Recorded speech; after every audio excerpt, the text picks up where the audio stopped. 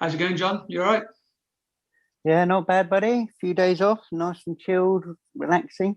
Yeah, I can't wait till it's Friday. I'm not going to lie. It's been one of those weeks already.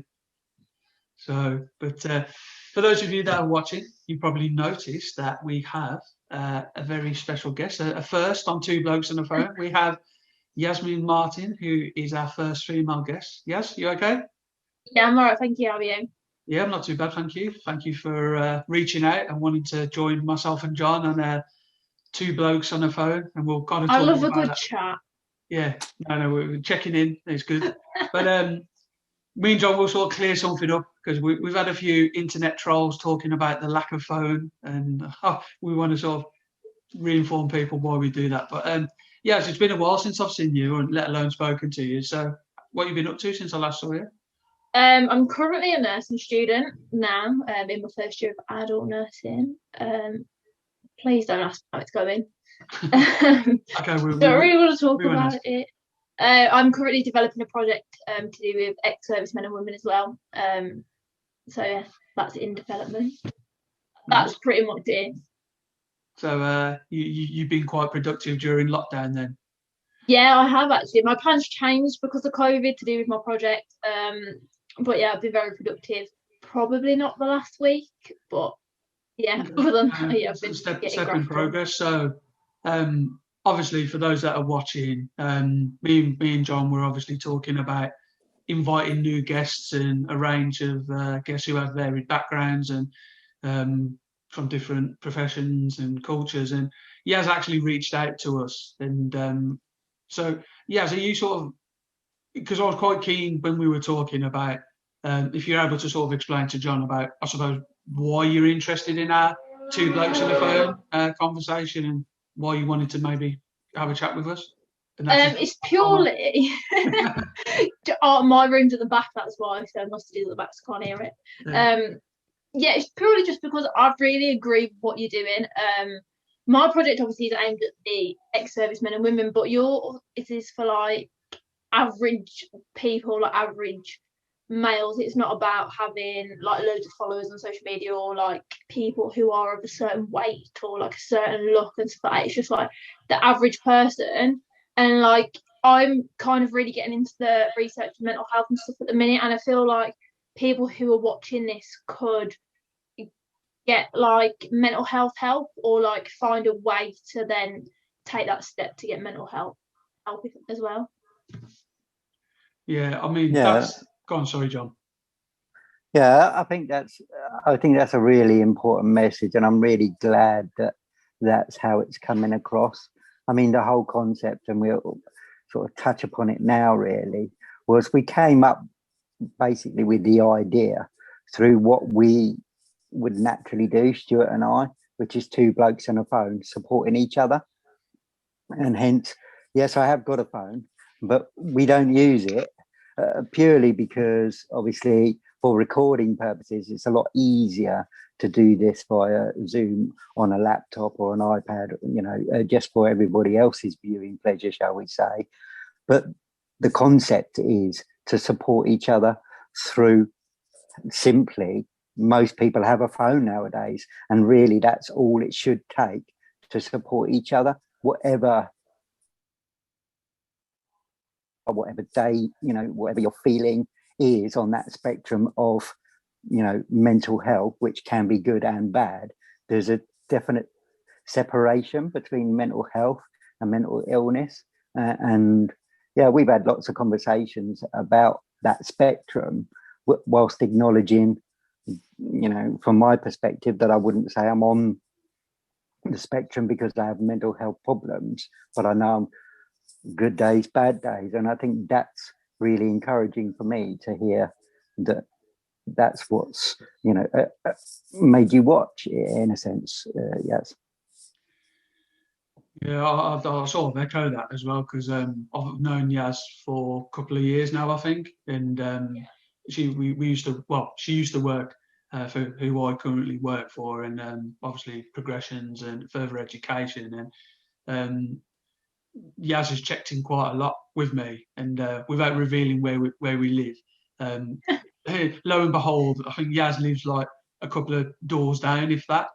And checking in and having that conversation, and the fact that you've reached out to us. So, I mean, in terms of like your project, why service? Is it servicemen and women? You want us? Yeah, so it's like ex-servicemen and women. So like it's the whole, like across the whole board, purely just because I feel like in the military life and ex-military life as well, like men and women don't really talk about their mental health. They're not open about it. Whereas I feel like in civilian life, women are more likely than men to speak about their mental health.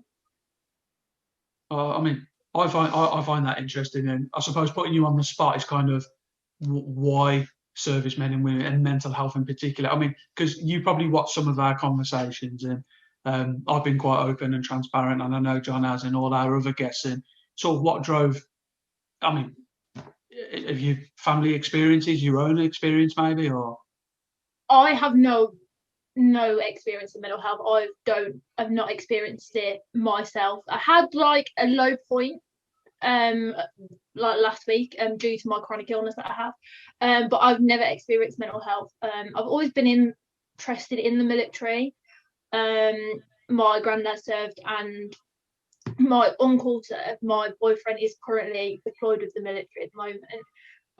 And it's always interested me, and from there I did research into like the services that they had, and it was more like the rehabilitation side at first. It was like the trauma, the amputees and that kind of thing, and then it was just like, but what about like the trauma that you can't see, the disabilities essentially that are not there, that you can't visibly see. So for me, that's when it's only recently, I would say within like the last year, that I was like, you know what, let's target my project more towards mental health as well. And it ideally creates that sense of camaraderie that they don't have anymore from the military. So they had it, and it's trying to bring that back. And then it's like what you guys are doing, like a talking point. It's like the start of a conversation to then lead on to getting further help, if that makes sense. Yeah, for me, like I think me and John, because John's mentioned it with some of the guests that he's had on, John, who have been John's friends, through music, or I suppose for me and John, football and sport. And it's true, isn't it, John, that sort of that togetherness, because I've known John 4 years plus, I think, or if longer, and some of the conversations we've had and checking in, but that's been through a theme, hasn't it, like for us to reach out, and then obviously that relationship's blossomed.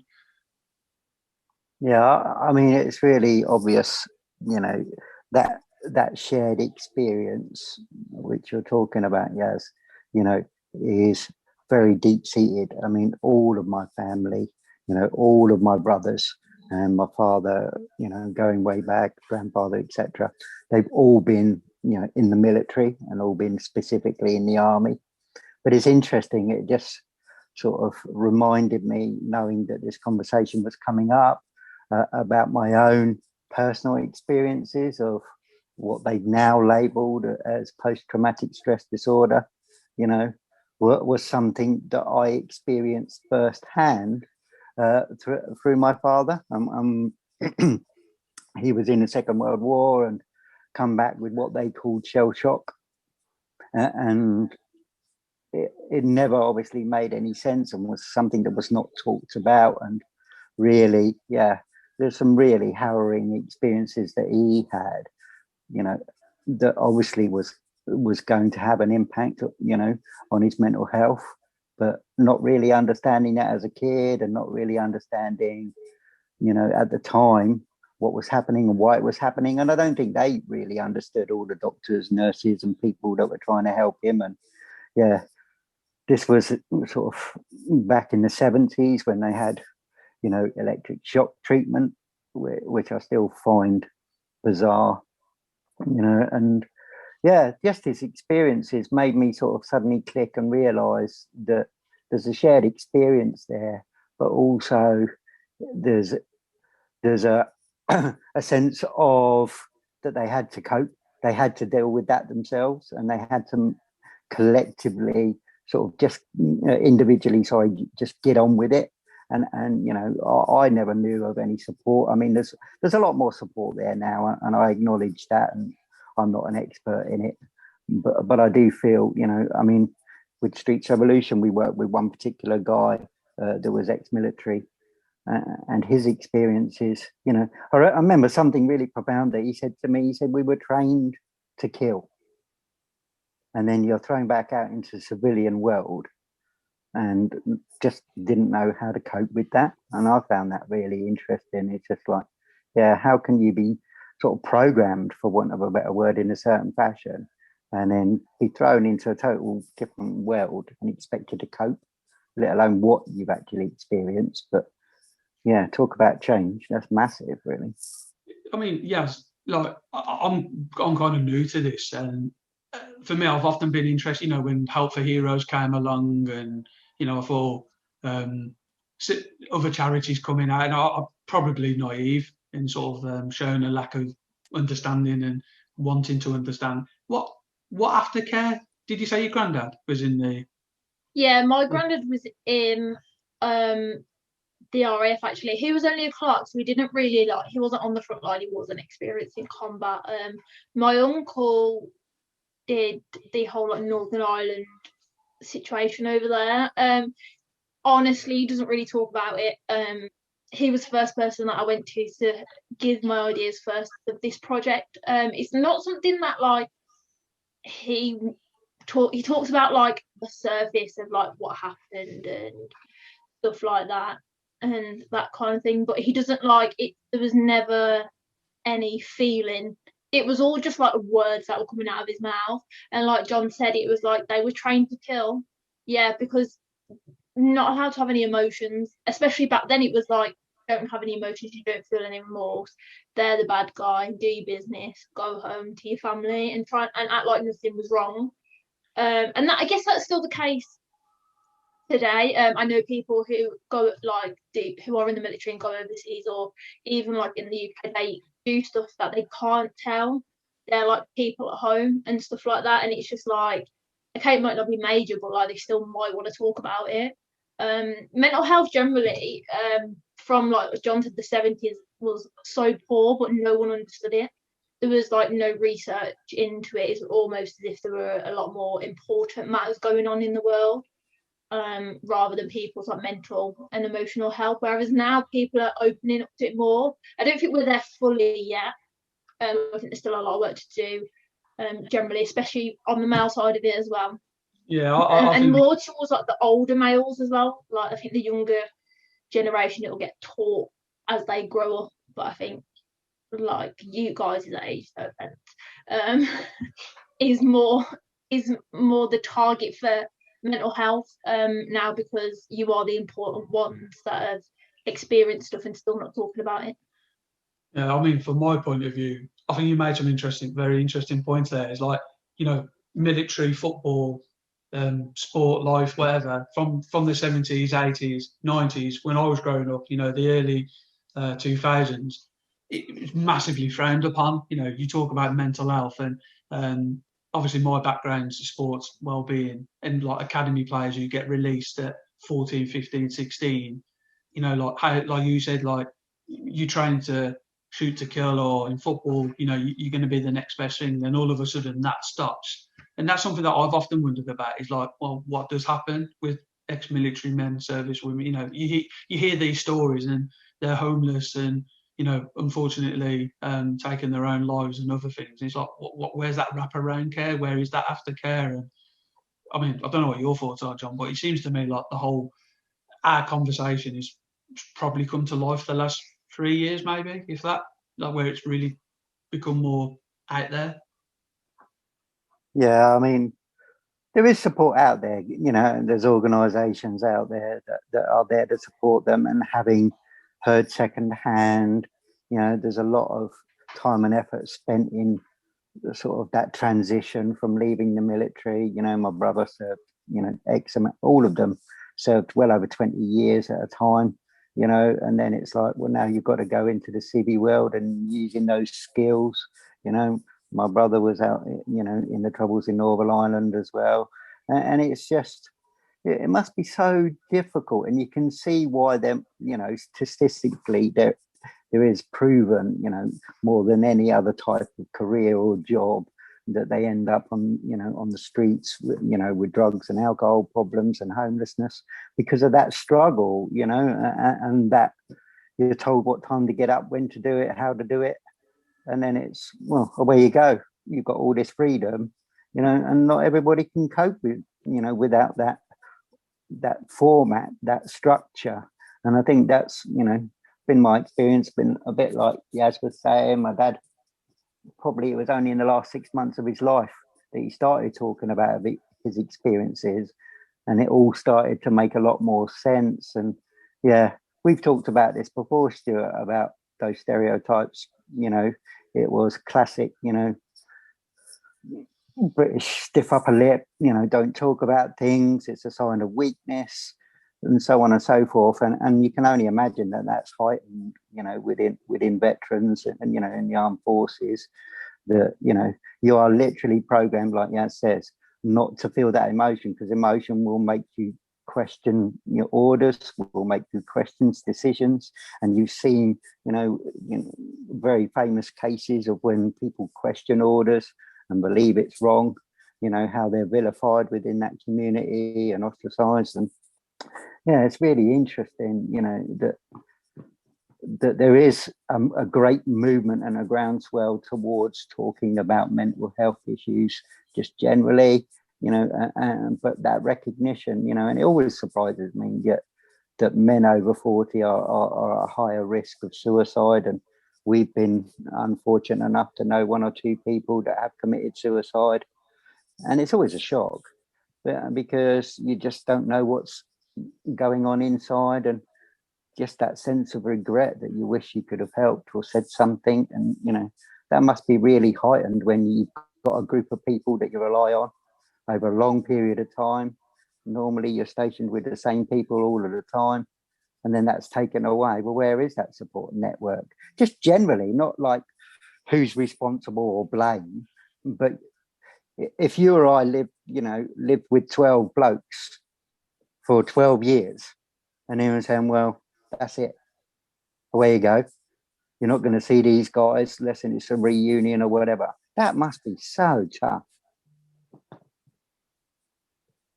Yeah, I struggle to comprehend with that. But yes, obviously going back to sort of like your proposal or project proposal, I don't know where it is in its development stage, but I mean, what are your sort of hopes as such with what you're trying to create? You know what? I just want to create. I'm not really bothered how big. It's not about how big it is. It's about the impact that it makes. The point is to create that camaraderie from military life in civilian life, like to create the similarities, like being outdoors, like hiking together, like chatting like squaddies, like using like the military terminology that like civilian people like me, like my boyfriend often talks in like the military language, I guess. I don't understand a word. It's creating like a new form of what they had, but in the now. And then hoping that just like having that camaraderie, and then like, for example, if someone in that group, like one person in that group of like 15 people that are on a hike for like 6 hours, turn around and says, oh yeah, I've struggled with my mental health. I went to this charity and I'm bettering myself by this and this. Maybe that'll then influence, or like even just get people talking and start to talk about their kind of issues, if they have any, or if they want to get any support. It's kind of like a stepping stone, but in the form of like replicating what the military had, if that makes sense. Yeah. I mean, I've got my work head on a little bit now, and I don't want to keep it on for too long during this chat, but I've never, not that I would know where to research that, but, you know, football clubs, and, you know, John's an Arsenal fan, I'm a United fan, and I know the project that John created just over 10 years ago sort of used football, sport and well-being as a tool where, regardless of where you were from, you'd come together and have those conversations. And like I said, with your proposal, I think that'd be quite good, because then it brings not just, I don't know, South Staffordshire squadrons, or I don't know the terminology, but it can incorporate other people who have those lived experiences, regardless of the activities, but to have those conversations and sort of like that continual support network, really. And I find that quite interesting, that that transition of what you have done for 12 years or 5 years or whatever it is to what's expected of you within society, but to have that, I suppose, that normality, you know, because without that, you don't know where people would be. Yeah, a question for you is: have you spoke to veterans? Have you spoke to anybody yet? I've spoken to a few people. It's kind of hard to try and find veterans. I've realised to kind of like actually physical, like really, really open up, so that I can tailor my project to better suit them. Finding it difficult, so I've got like a brief idea from veterans I've spoken to and with the research that I've done as well. I'll pass you John's number after. He's a bit of a veteran, ain't you, John?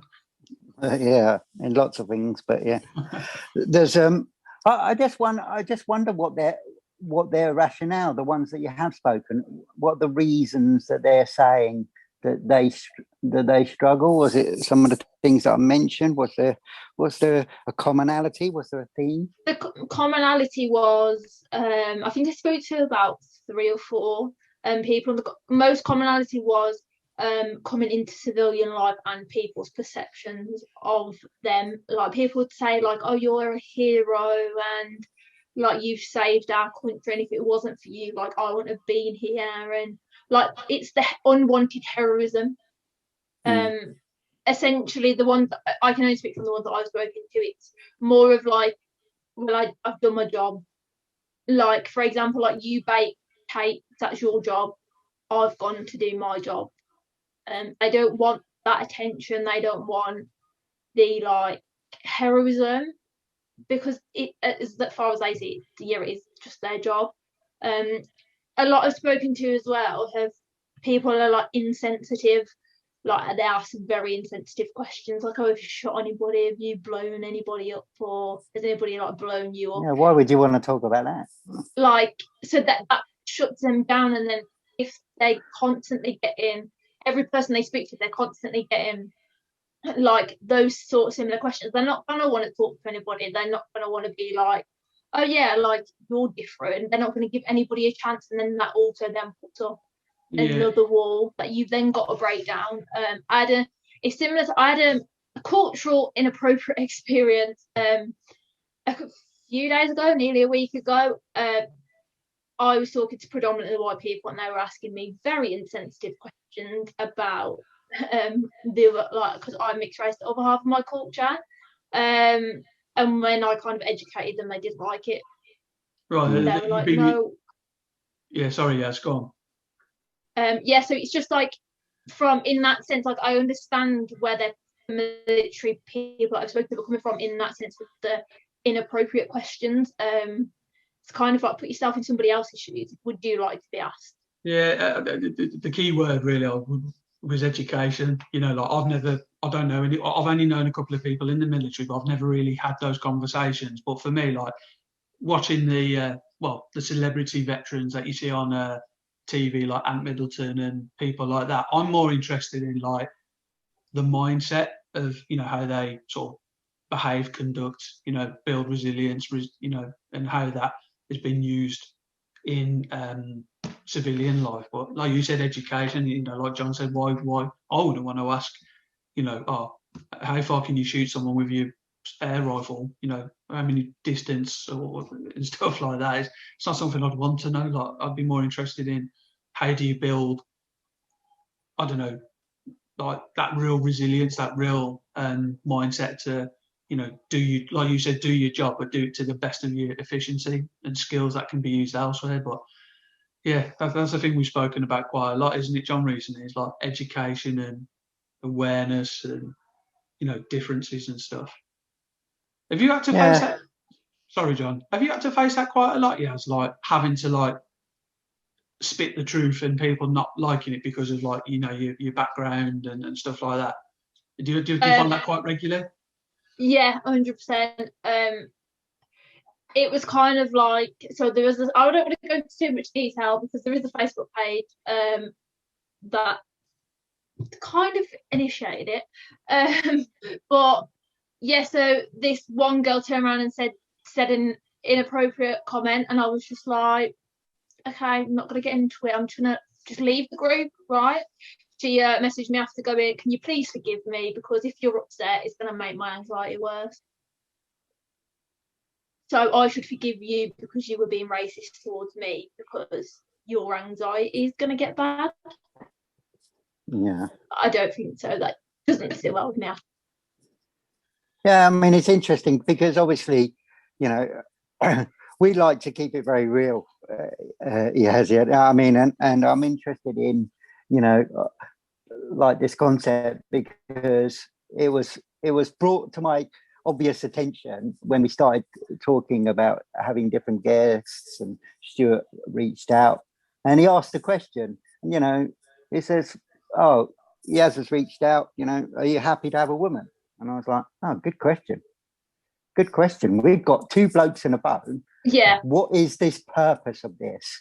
So I'm going to sort of try and slowly turn, you know, this ocean liner, because I really value, and I think it'd be really interesting if you can just be brutally honest with us about like the feedback, about what we've been doing, why you were still watching after episode 1 and we were waffling away.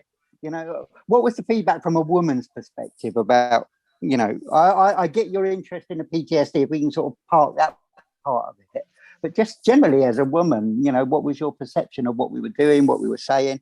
I'd be really interested. I don't think my opinion is going to be very accurate on the general kind of thing, because obviously mine lies within mental health. But do you know what, right? You can see that you guys have got like a good conversational bond, like over like the internet, I guess. And it's just so nice to see like 2 just average guys. Like, you're not Instagram models, you've not got 6 packs or like anything like that. Yes, he's got one in the fridge. I'm going to get one after. Like, you literally just, you are like average blokes that you would see on the street. And it's kind of like, you wouldn't have this conversation in the street, you probably wouldn't have it in the pub. Like, maybe you would have this conversation if like your partners were out and you were like just having like a guys chat. I don't know, like if you were having like a guys night, maybe this conversation would come up. It just seems real. Like, there's no fakeness about it. There's like loads of advocates, especially now with social media, saying, oh yeah, I'm an advocate for mental health, but are you really? Like, how relatable are you? Like, Stuart mentioned Ant Milton, but how relatable is Ant Milton? Like, no shade to him, like, no shade to him at all, but because he is doing a great job, but how relatable is it that is he to people? Whereas like he can be relatable to a certain amount of people, but I feel like for me, you guys are more relatable to like the average kind of people, the more like widespread kind of people. And like, then when you're having a conversation, if there's ever a break, like for me it was just like, oh yeah, I get that, like that's funny, like, or like repeat, for example, like a joke or something, like repeat something to somebody in a conversation, and then that brings up a new conversation. I feel like you're just very true to what is out there, and you're not trying to be, or you are not something that. Yeah. Oh no, I really appreciate that, and I'm also curious, you know, because you can only ever give your own opinion, which is what I always say. I can't represent white males.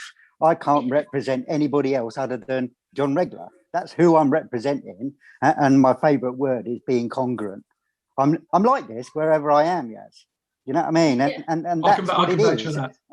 Yeah, but the reality is that I would have the same sort of conversations whether I'm at work or whether I'm at home, whether I'm in the pub, whether I'm in the football ground.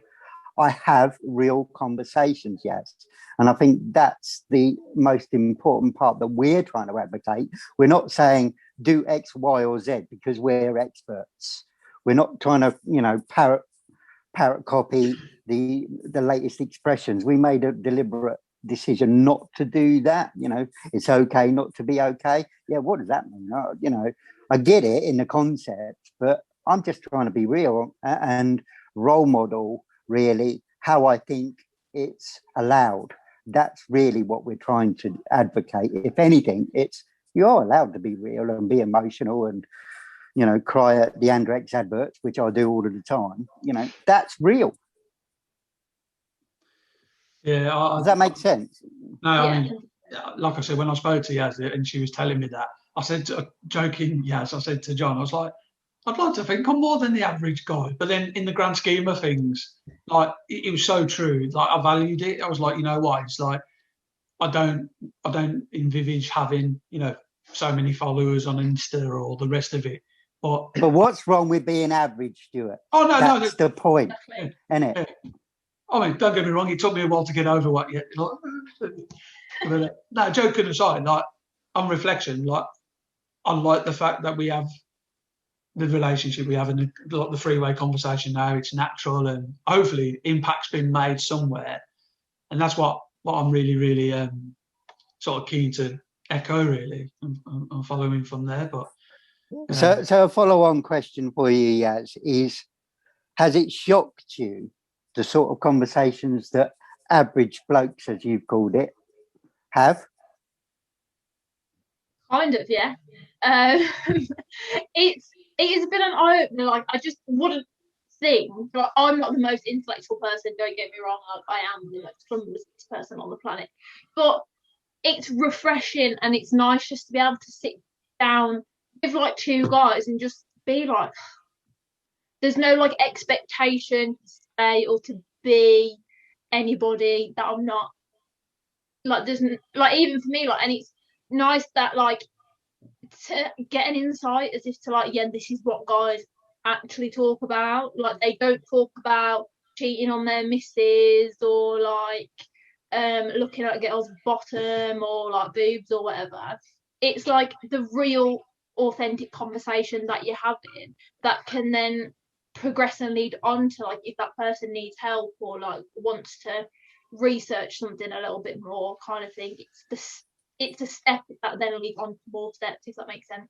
yeah, no, I mean, for me, because I'm cautious of time, you know, like, me and John check in quite a lot, and we have been very fortunate to have travels to Norway, Germany, Ghana, Glasgow, and those conversations have been had quite regularly. And even the other day, you know, I won't go into detail, but John helped me with something because he checked in, and you know, yeah, we do talk about naff things like football and other stuff, but I think what you've said, Yaz, is I think that's the message that we want to share even more, is like have that conversation, you know, and like I said, you're a pioneer on 2Blokes on the Phone, the first female guest, and there's many more to come. And ideally, we, you know, at some point when your project's up and running, you know, we'd like to help and share the best we can, and maybe have a part two. Yeah, I appreciate that. I think it's important as well for women. This is what also I wanted to do. It's important for women to understand, obviously, men's mental health as well, and understand the conversation between men. Like, I didn't really have a clue about the conversation between, like, obviously men and stuff until I came onto this, and it's like, yeah, it is just like standard, natural conversation. And I think more women need to kind of like be educated on this as well. No, we value that. But so yeah, yes, thank you very much for your time. For those of you that have been watching, Thank you for having me. That's right. Anytime, you're definitely welcome back. And I think you've opened up a potential good can of worms about sort of education. You know, like, from my own perspective, I'd be keen to learn more about, you know, mental health as a whole, but like you said, women's and vice versa. But for those of you that watched the last episode, and Yaz, you might be able to share with this if you subscribe to our YouTube page.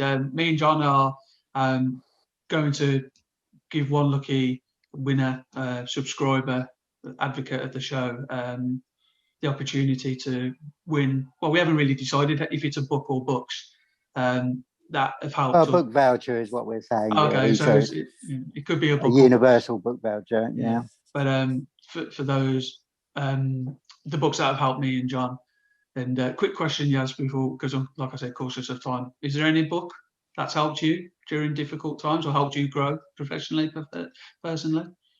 Oh, I would say I can't remember it off the top of my head, but it's a book about being a soldier. I think I can't remember. I'll send you the picture of the All right. book, Well, and I'll get back to you. we know the book's made a difference. So, for those of you that have watched, thank you for watching. Please subscribe, like, and share on our YouTube page and other social media platforms. Yes, thanks again. Thanks for having me. Thanks, Jess. See you later.